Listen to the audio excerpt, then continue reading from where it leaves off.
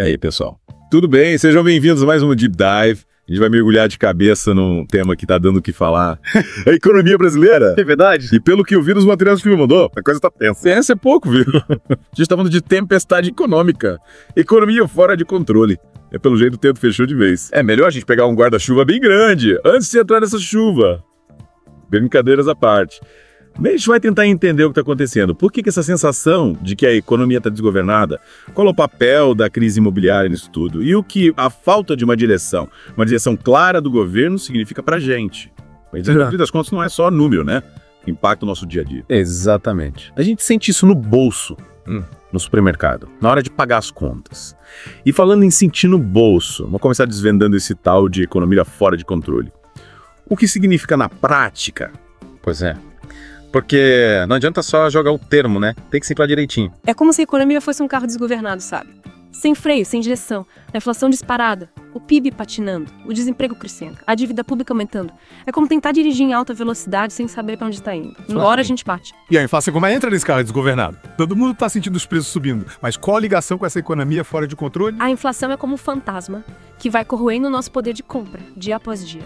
A gente sente isso quando vai ao mercado e vê que o preço do arroz, do feijão, da carne, só aumenta. E essa alta generalizada afeta tudo, inclusive o mercado imobiliário, que por sua vez impacta a economia como um todo. Faz sentido. Com a inflação nas alturas fica difícil comprar qualquer coisa. Imagina uma casa. E aí como a crise imobiliária se encaixa nessa história toda? A crise imobiliária é um dos grandes vilões dessa história. E é importante lembrar que ela não impacta só quem quer comprar um imóvel. O setor imobiliário é um motor da economia.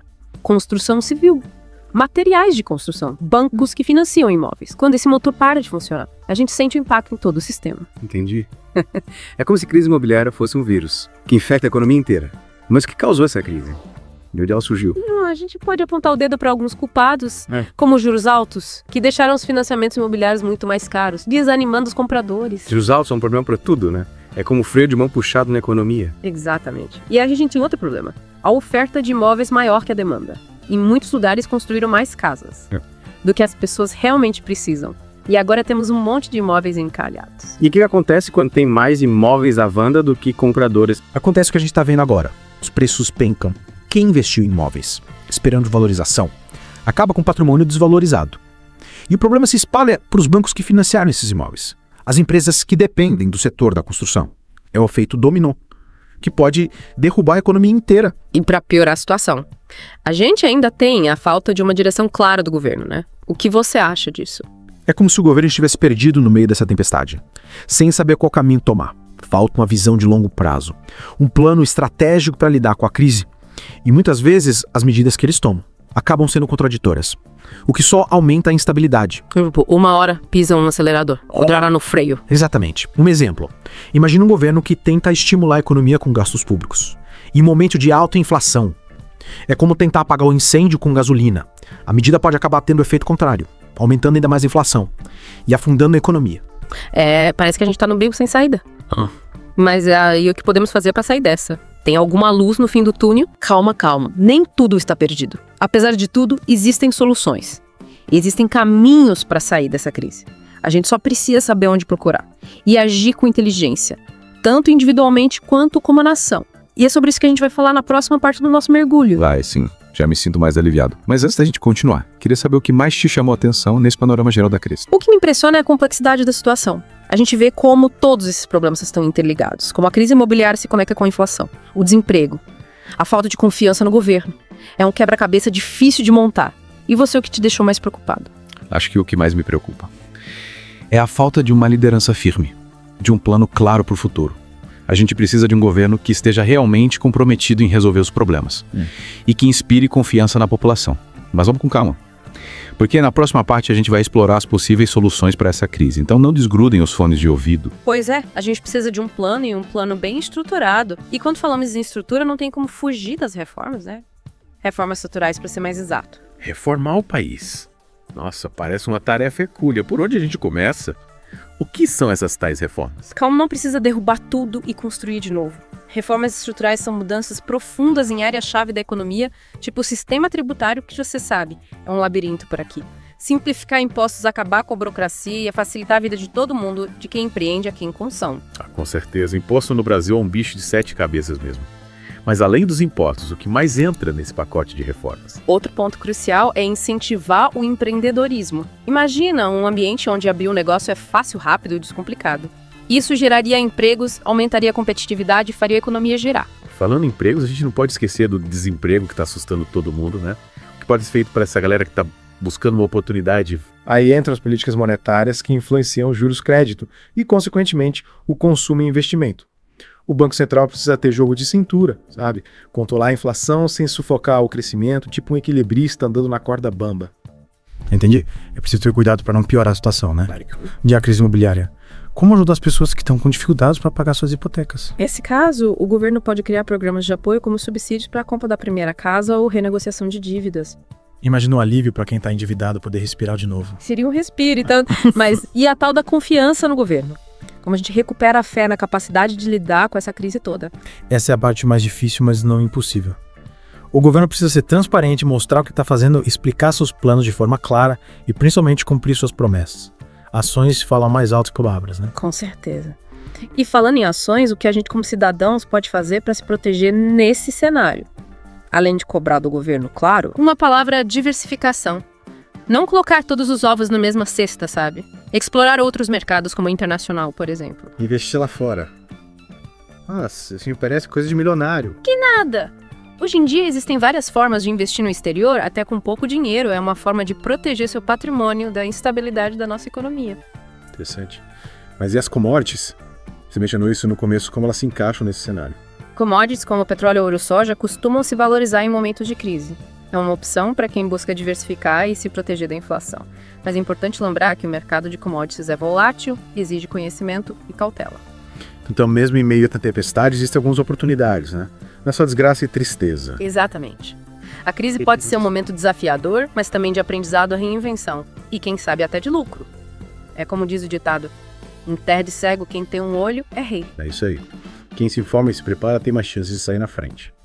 E falando em se informar, o que você recomendaria para o nosso ouvinte que quer entender melhor essa crise e tomar decisões mais inteligentes? Informação é a chave. Buscar fontes confiáveis, tipo sites especializados, jornais e revistas renomados. E cuidado com as fake news. Ter uma visão crítica, analisar diferentes perspectivas sobre a crise é fundamental. Faz sentido. E além de se informar, o que mais a gente pode fazer para se proteger? Controlar os gastos, evitar dívidas desnecessárias, buscar formas de aumentar a renda.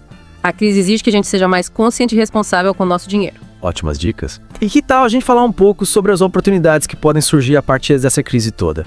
Porque afinal, depois da tempestade... tem a bonança. É isso aí.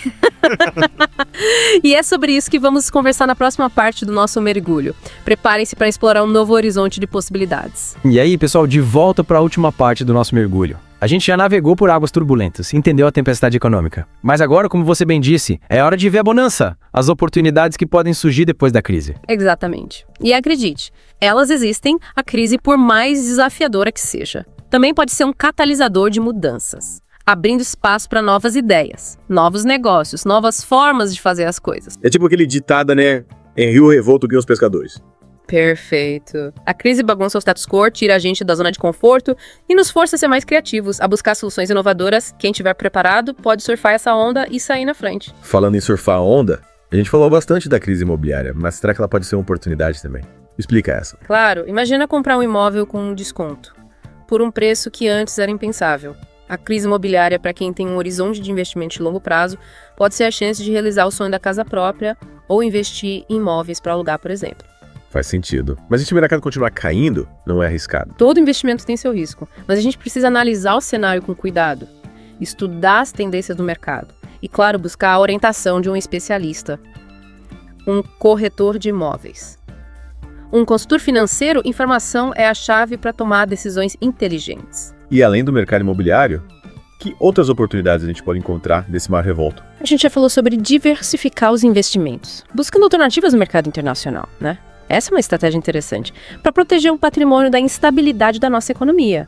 Mas além disso, a crise pode ser um terreno fértil para startups e empresas inovadoras. Sério? Mas como assim? Em meio ao caos, alguém consegue pensar em inovar. A necessidade é a amada invenção.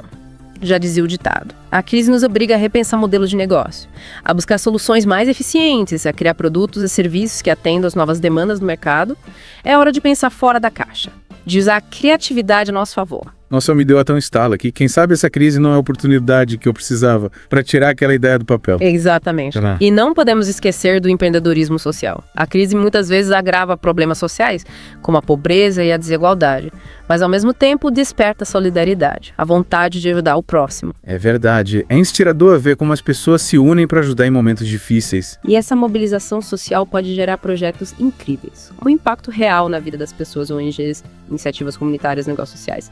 A crise pode ser um catalisador de transformação social. Caramba, no fim das contas, essa crise pode ser um empurrãozinho pra gente se reinventar, né? Tanto individualmente quanto como sociedade. Com certeza, a crise é um teste de resiliência, de adaptabilidade. E quem souber aproveitar as oportunidades, aprender com os erros e se adaptar às mudanças vai sair dessa mais forte e preparado para o futuro. Que mensagem inspiradora. Acho que a gente encerra o nosso mergulho com chave de ouro, hein? E você, ouvinte, o que achou? Esperamos que tenha aprendido bastante, que tenha se informado sobre essa crise que a gente está vivendo, mas principalmente que tenha se inspirado nas oportunidades que existem, mesmo em meio à tempestade. É isso aí.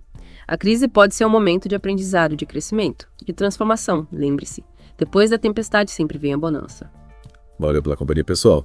E fiquem ligados no The Deep Dive para mais análises, insights e conversas inspiradoras sobre os mais diversos temas. Até a próxima, viu?